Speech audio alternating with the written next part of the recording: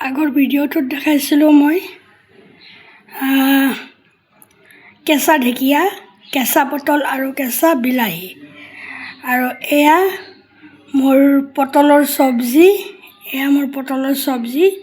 আৰু এয়া মোৰ ঢেকীয়া শাক ৰেডি হৈ গ'ল।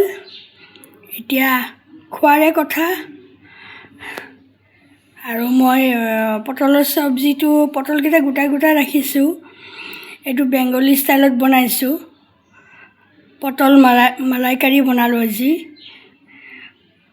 যিহেতু আজি সোমবাৰে আমি নিৰামিষ খাওঁ, সেইটো কাৰণে ইয়াত পিঁয়াজ নহৰু চলা নাই।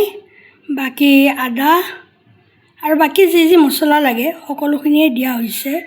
এয়া মোৰ পটল আৰু ঢেকীয়া শাকৰ পটলৰ গ্ৰেভি আৰু ঢেকীয়া শাক ভাজি। ৰাইজ মানুহজন আহি পোৱা নাই, তেওঁ ডিউটিত গৈছে। তেওঁ আহিলে ভাবিছোঁ দুয়োটা একেলগে খাম, তাকে মই ৰেডি কৰি ৰাখিলোঁ। Bye bye. এতিয়ালৈ আকৌ পুনৰ বেলেগ কিবা বনালে বেলেগ ৰেচিপি লৈ আপোনালোকৰ ওচৰলৈ আহিম।